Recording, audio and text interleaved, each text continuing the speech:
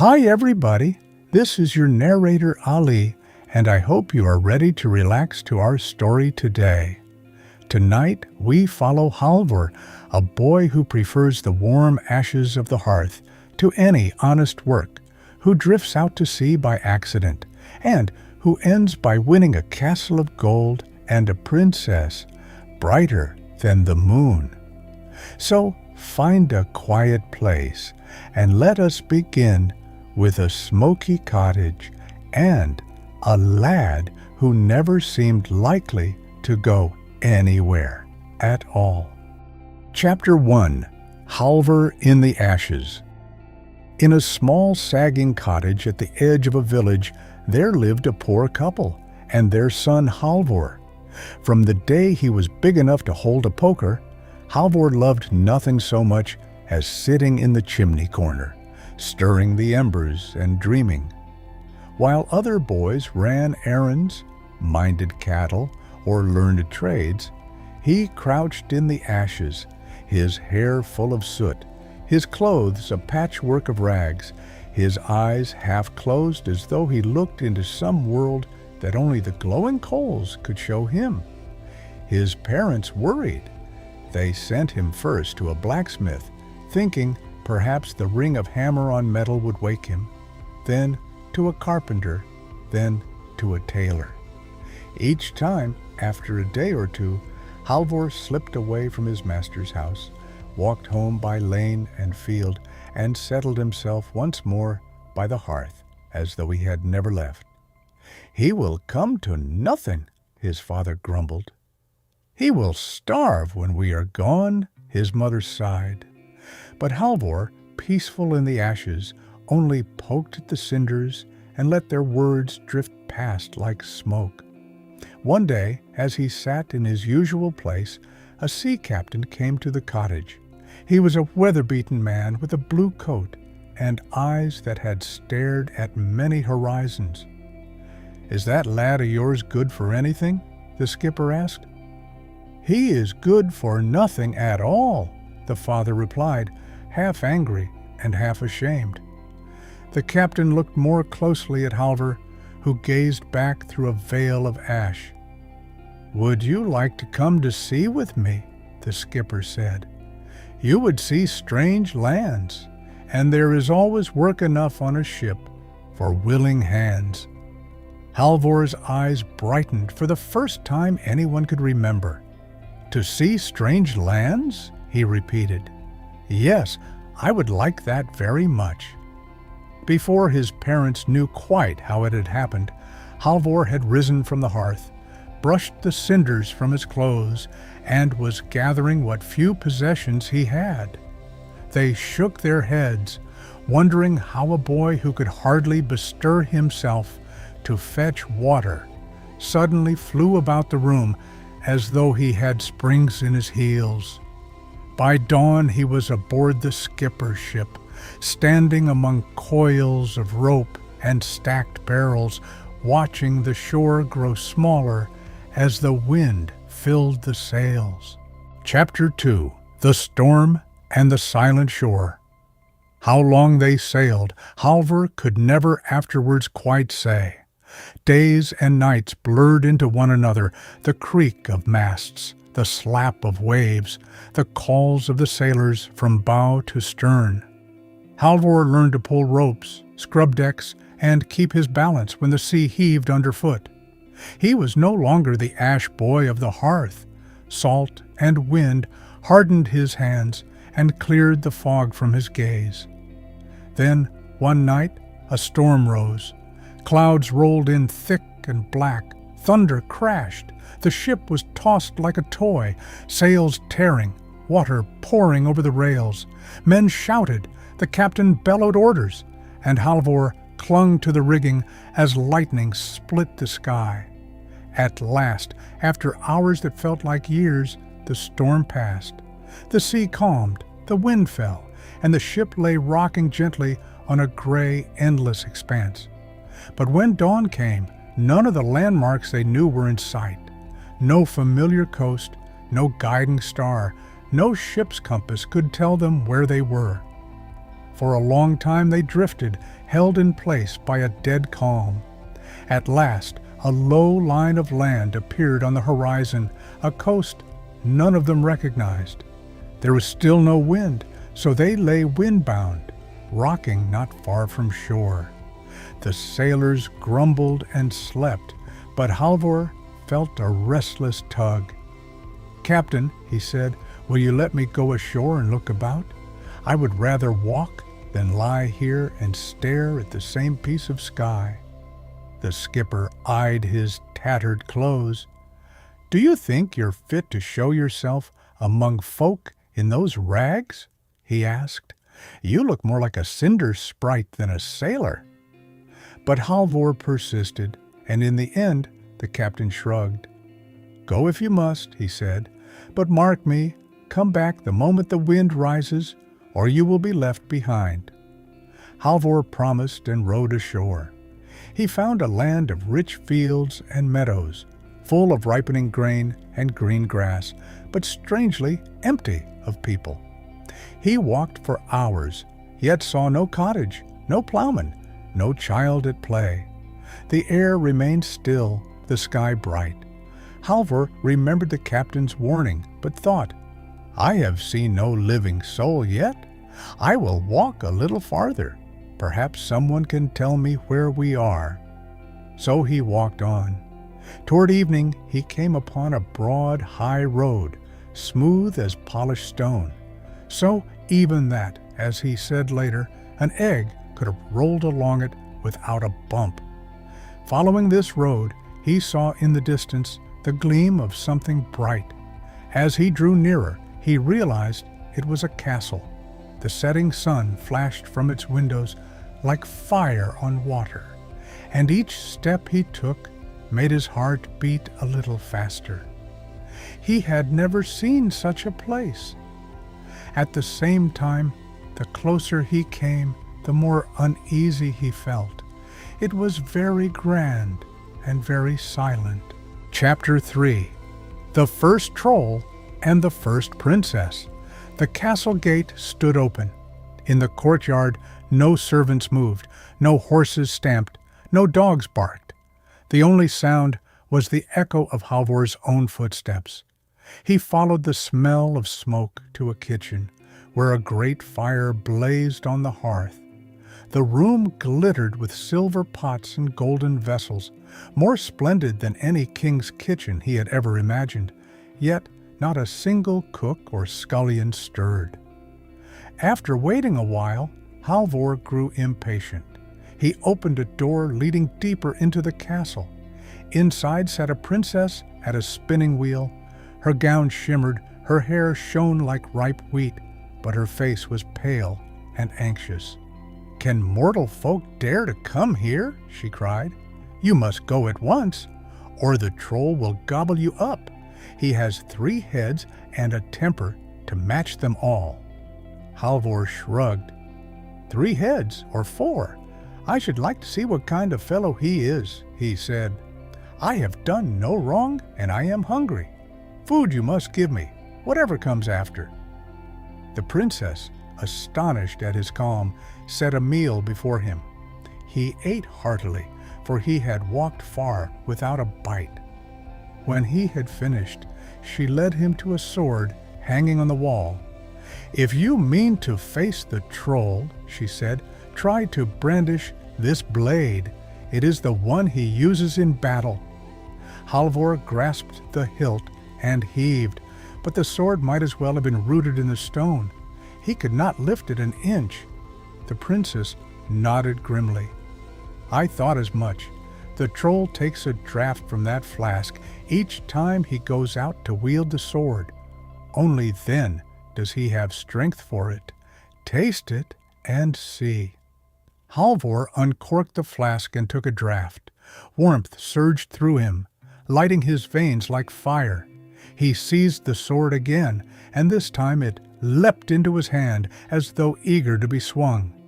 "Now," he said, a fierce joy rising in him, "let your troll come." As if summoned by the words, heavy steps shook the floor. A gust of foul air swept in as a huge figure came puffing and blowing up the passage. Halvor slipped behind the door. The troll thrust in one of his 3 heads, sniffing. "What stench of Christian man's blood is here?" he growled. "That you will soon learn," Halvor answered, springing out and bringing the sword down with all his strength. With one mighty stroke, he cut off all 3 heads. The troll's body crashed to the floor. The princess stared, then burst into laughter and tears at once. "Free!" she cried. "I am free!" Yet her joy quickly dimmed. "Oh, that my sisters were free as well," she said. "You have sisters in the same plight?" Halvor asked.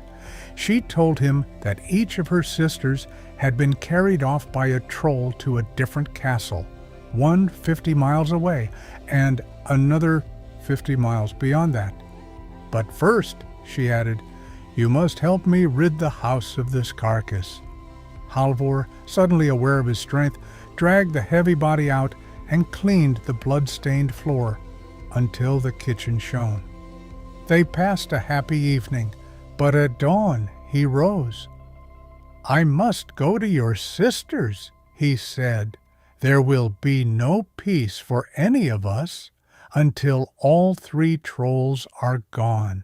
Chapter 4. The second troll and the midmost Princess Halvor set out at grey dawn. He walked first, then ran, traveling so swiftly that the miles fell behind him as though the land were rolling under his feet. By evening, he saw a second castle rising ahead, grander even than the first, towers higher, walls broader, windows gleaming in the last light. Yet this castle, too, was strangely still. He strode through the empty kitchen without pause, following the sound of spinning until he found another princess seated before her wheel. "Can Christian men come here?" she gasped. "I have not seen one since I was brought. Flee now while you can, or the troll who has 6 heads will swallow you in a mouthful." "I shall not go," Halvor replied. "If he has 6 heads besides, I will still stay. I have done no harm." "He will not ask," she warned. "He takes whom he wishes. But if you will not go, then try to lift his sword." Once more Halvor proved too weak. "Drink from his flask, then," she said. "He never goes to war without it." He drank, felt strength pour through him again, and this time the sword was as light as a switch in his hand. The troll soon came, stumping up the passage sideways. So broad and thick was his body that he could not enter upright. He thrust in one head after another, calling out about the smell of Christian blood. Each time a head came through the door, Halvor swung the sword and severed it. By the time the 6th head squeezed in, the floor was already strewn with the others. The last fell atop them all with a resounding thump. The princess clapped her hands for joy, though her eyes were wet. "If only my youngest sister were freed as well," she said. "We shall see to that," Halvor answered. "But first, let us drag this brute away." Once more he cleared the hall, then set out at dawn on the 3rd and longest trek. Chapter 5. The Third Troll and Soria Moria Castle. The path to the 3rd castle was longer and wilder than the others. Halvor ran over hills and across streams, through thickets and over meadows, barely pausing to catch his breath. At last, as twilight gathered, he saw the 3rd castle shining ahead. It was the finest of all, its towers slender and bright, its walls of pale stone that seemed almost to glow. This, he learned later, was Soria Moria Castle. He had no fear now. He walked straight through the kitchen and into the great hall, where sat the youngest princess, beautiful beyond telling. Her eyes were deep and clear, her face lit by a quiet courage. She, too, begged him to go. "There has been no Christian here since I came," she said. "The troll who owns this place has 9 heads. He will swallow you whole." "If he had 9 more beside," Halvor replied, "I would not step back." Seeing that he would not be moved, she handed him the troll's sword and bade him drink from the flask. He had scarcely done so when the castle shook. The third troll came tearing along, blowing and snorting, so huge he had to turn sideways to squeeze through the door. As his first head entered, complaining of the smell of Christian blood, Halvor struck it off. He did the same to the others, but the last head clung stubbornly, the neck thick as a tree trunk. Halvor felt his muscles burn, but the memory of the 3 captive sisters and of the freedom he had already won spurred him on. With a final mighty blow, he severed the 9th head, and the troll crashed down dead. The youngest princess ran to him, laughter and tears mingling. "You have freed us all," she said. "You are braver than any hero of old tales." Soon the other 2 princesses arrived, brought from their castles, which now belonged to Halvor by right of conquest. They'd decided to live together at Soria Moria, the grandest of the 3. The sisters all cared for Halvor, and Halvor for them, but the youngest especially. In time, they told him he might choose a bride among them. His heart had already chosen. "I will have you," he said to the youngest princess, "if you will have me." She would. Their days in Soria Moria Castle were full of light and abundance. Halvor, once a lazy ash boy, moved now through gilded halls, yet part of him remained simple and quiet, still more at ease by a fire than at a feast. After some time, a restlessness stole over him. He wandered the castle, thoughtful and pale. At last the princesses asked him gently what troubled him. "You have everything here," they said. "Why do you go about as if some vital piece of your heart were missing?" Halvor hesitated. "I am happy here," he said, "happier than I deserve. Yet far away my father and mother sit in their poor cottage. I left them without a word. I long to see them again, if only once." The sisters murmured together. "That may be done," they said at last. "If you will follow our counsel, you shall visit them and return to us unharmed." Halvor promised eagerly to obey. They dressed him in garments fit for a prince, rich fabrics, gleaming buckles, and placed a ring upon his finger. "With this ring," they told him, "you may wish yourself wherever you will. Only do not take it off, and do not speak our names. If you do, all your finery will vanish, and you will never find your way back to us." Halvor nodded, though his heart, already half out the door, barely heeded the warning. "If only I stood at home," he said, tightening his fingers around the ring. In an instant, he stood at his parents' cottage door. Chapter 6. Ashes Remembered and Names Spoken. It was dusk. The cottage looked just as he remembered. Smoke curling from the chimney, the door slightly crooked on its hinges. Inside, his father and mother sat by the hearth. When so stately a stranger stepped in, dressed like a king's son, they scrambled to their feet, bowing and stammering. "Good people," Halvor said, struggling not to smile. "Might I lodge here for the night?" "Oh, no, no," they replied in confusion. "We have nothing fit for such a fine lord. No proper chair, no proper bed. You had best go to the big farm up the hill. You can see their chimneys from here. They have plenty of everything." "I will not go there," he said. "If you have a corner by the fire, that'll do for me." Reluctantly they agreed. Halvor sat down in the old place, in the ashes by the hearth, stretching his legs and poking the embers, just as he had done in days gone by. As the flames lit his face, his parents talked, telling him of this and that, the hard winters, the poor harvests, the gossip of the village. Halvor asked at last, "Have you never had any children?" "Yes," the old woman said with a sigh. "We had a son once, Halvor by name, but he was a lazy good-for-nothing, always sitting in the ashes. He ran away years ago. I doubt he is even alive now." "Could it not be that I am he?" Halvor asked quietly. The old woman snorted. "Our Halvor?" she said. "He was a ragged scarecrow of a lad. One tatter clung to another. No, no, there was never in him the making of such a grand lord as you." After a while she went to the hearth to mend the fire. The flame flared up, shining on Halvor's face just as it had when he was a boy. She froze, peering at him more closely.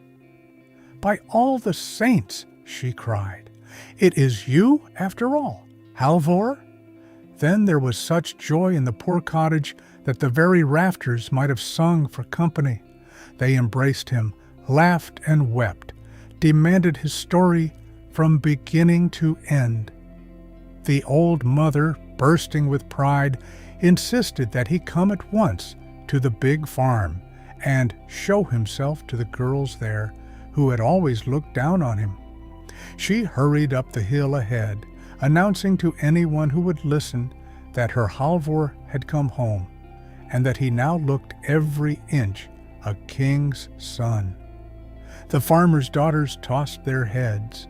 "He will be the same ragged beggar he always was," they said. "Your eyes are dazzled, old woman." Then Halvor stepped through the door. He was so splendid that they dropped their mending into the ashes and ran out in their smocks, forgetting everything but their astonishment. When they crept back, ashamed and red-faced, Halvor remembered too well how they had scorned him. "You once thought yourselves so neat and pretty that no one could match you," he said. "You should see the eldest princess I have freed. Beside her, you would look like dairymaids. The second is lovelier still, and the youngest, my own sweetheart, is fairer than sun or moon. Would that they were here, then your eyes would be opened." Even as the wish passed his lips, all three princesses stood there. At once Halvor realized what he had done. He had spoken of them, named them, used the ring's power a second time. Still, the farmer's household quickly laid a feast for such guests. The princesses were honored, yet they did not stay long. "We will go down to your father and mother," they told Halvor. "Let us see the cottage where you were born." They walked together until they came to a lake near the farm, its surface smooth and bright. On its shore grew a soft green bank where the princesses sat to rest. "It is sweet here," they said. "Let us sit a while and look over the water." The youngest princess turned to Halvor. "May I comb your hair?" she asked gently. He lay his head in her lap, the way a child might, trusting and content. Her fingers moved through his hair, soothing, rhythmic. Soon he fell fast asleep. Then, with sorrow in her eyes, she slipped the magic ring from his finger and put another ordinary ring in its place. "Hold us all together," she whispered to her sisters. "Now, would that we were back in Soria Moria Castle." In an instant they vanished. When Halvor woke, the bank was empty.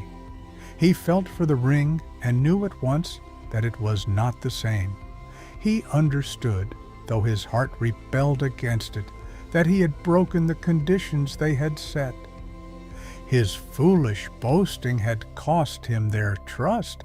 His sleep had cost him their presence. No words, no tears could bring them back. Chapter 7. The Search for Soria Moria. He could not be comforted. Though his parents begged him to stay, he said farewell and told them he did not expect to see them again. "If I cannot find the princesses," he said, "life will be worth little." He had about 60 pounds in money still. He put it in his pocket and set out. Before long, he met a man leading a sturdy horse. "Is that beast for sale?" Halvor asked. "I had not thought to sell him," the man replied, "but for a fair price, perhaps. He is a brave horse to ride, though not much for pulling a load. Strong enough to carry you and your pack turn and turn about." After some bargaining, they struck a deal. Halvor slung his knapsack onto the horse's back and set off, walking a while, riding a while. At night he came to a wide green plain where a single great tree stood. He let the horse graze and sat down at the roots, eating from his pack. He did not sleep much, for rest sat uneasy on him now. At daybreak he set out again, through a forest of endless glades where sunlight lay soft on the grass. He had no idea where he was going, only that his feet must keep moving. Toward evening of the second day, he saw a faint light between the trees. "Would that there were folk here," he thought, "to give me warmth and perhaps a word of direction." The light came from a wretched little hut, leaning to one side as if tired of standing upright. Through the window he saw an old couple, as gray as doves. The old woman's nose was so long that, as she sat in the chimney corner, she used it like a poker to stir the fire. "Good evening," Halvor said, stepping inside. "Good evening," the old woman replied. "What brings a Christian soul here?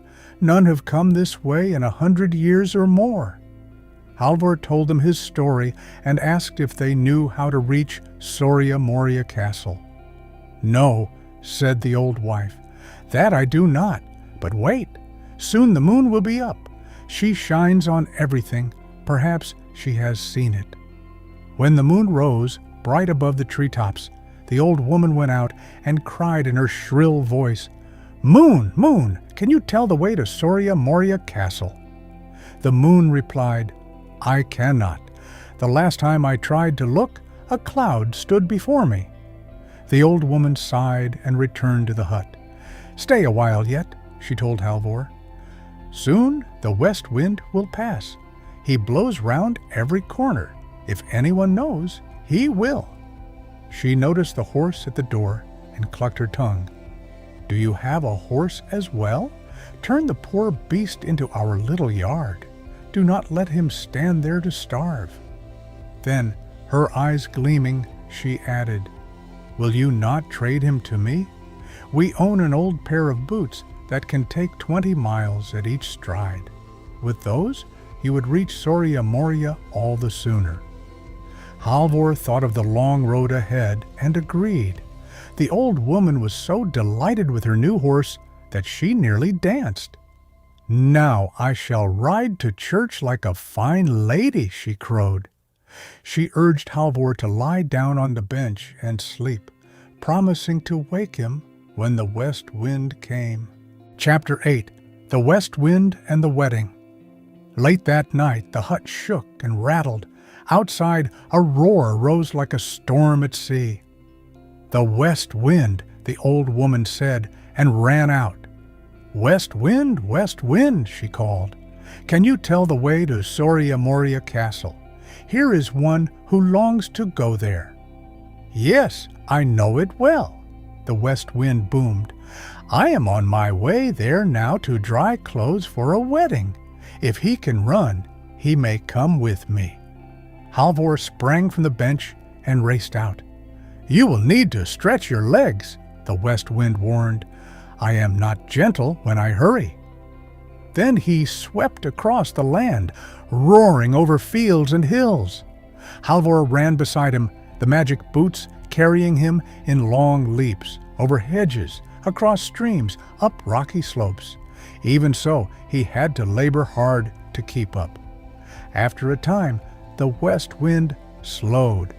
"I must turn aside," he said, "to tear down a strip of spruce forest before I go to the bleaching ground to dry the wedding clothes. If you keep along this hill, you will come to maidens standing washing garments. Soria Moria Castle is not far beyond them." He rushed away, uprooting trees as he went. Soon Halvor came upon a group of girls bent over a stream washing linen. They asked if he had seen the west wind. "Yes," he answered, "he is tearing down a spruce wood, but will be here soon." He inquired after the way to Soria Moria Castle, and they pointed him onward. Before long the castle rose before him, just as shining as when he had left it. Chapter 9. The Last Glass and the True Bridegroom. The courtyard was crowded with horses and carriages. Inside, every hall was full of guests, servants, and music. Halvor's clothes were ragged and torn from his run with the west wind. He looked more beggar than prince. Ashamed to show himself, he kept to the shadows, watching as preparations for a wedding went forward. The youngest princess, his own dear love, was to be married to another.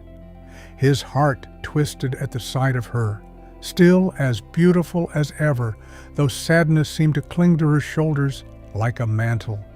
For 2 days and nights the festivities continued, feasts, dances, merriment. Halvor waited, biding his time. On the last day, when a great bridal feast was held, it was custom for the health of bride and bridegroom to be drunk by all, and for the cupbearer to return the honor, toasting every guest. At last, the cupbearer came even to Halvor, where he sat in a dark corner. Halvor raised the cup, drank the health of bride and groom, and as he lowered it, he let fall into the wine the ring the princess had put upon his finger by the lake before they parted. "Take this glass to the bride," he said quietly, "with my greeting." The cupbearer, thinking little of it, did as he was asked. When the princess lifted the glass and saw the ring at its bottom, she started as if struck by lightning. She knew that ring as surely as she knew the beating of her own heart. She rose from the table, her eyes scanning the hall. "Tell me," she said in a voice that cut through the noise, "who is more worthy to have one of us princesses, the man who freed us from the trolls, or he who now sits beside me as bridegroom?" The answer was easy. Everyone recalled the stories of the troll's slayer. Few cared much for the stranger who had taken his place. "There can be only one," they cried, "the one who won your freedom." Halvor stepped forward then, casting off his tattered cloak. Underneath, he still wore the garments of a prince, worn but unchanged. "Here is the right one after all," said the youngest princess, joy shining through her tears. As for the false bridegroom, she opened a window and had him sent flying out, much as the trolls' heads had flown from their shoulders. Then, before all the gathered guests, she took Halvor's hand. Their wedding was celebrated anew, in greater joy than before. The halls of Soria Moria rang with music and laughter, and this time no carelessness, no broken promise came between them. Halvor, who had begun life as a lazy ash boy, had traveled through storms and forests, through loss and search and trial, to stand at last by the side of the one he loved in a castle of light. Closing reflection. From ashes to Soria Moria. The story of Soria Moria Castle begins with a boy who seems hopeless, idle, soot-stained, unwilling to lift a hand, and ends with a man who has crossed seas and lands, slain monsters, and learned the hard way how fragile happiness can be. Halvor's journey reminds us that the spark of courage and loyalty may lie hidden under the ashes of laziness or fear. Called by the promise of strange lands, he leaves his corner and discovers strength he never suspected. Against trolls and trials, he stands firm. Yet when life seems easy again, amidst gold and praise, he forgets caution and loses almost everything through careless words. So the tale also whispers that bravery in battle is not enough. We must guard our promises, be mindful of what we say when our pride is stirred, and remember that the gifts we are given, like the ring of wishing, come with trusts to be honored. Even so, the path is not closed when we stumble. Halvor loses his princesses, but he does not sit down in despair. He walks and rides, bargains and trades, seeks advice from old folk and from the very winds of the world, until at last he finds his way back. Love in this story is not a single grand deed, but the willingness to keep going when we have failed, to run beside the west wind itself, if that is what reunion requires. As you let this story settle inside you, perhaps you can feel both parts of Halvor, the ash boy who would rather dream by the fire, and the wanderer who will not rest until he has mended what he broke.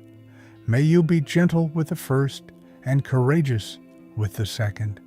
And may your own Soria Morias, those shining goals of the heart, be found in their time, whether they lie across an ocean, through a vast forest, or simply beyond the next wise choice you make. This is your narrator, Ali, thanking you for traveling so far this evening and wishing you deep rest, bright dreams, and the quiet certainty that even from the humblest hearth, great journeys can begin. For more stories that can help you relax, don't forget to like and subscribe.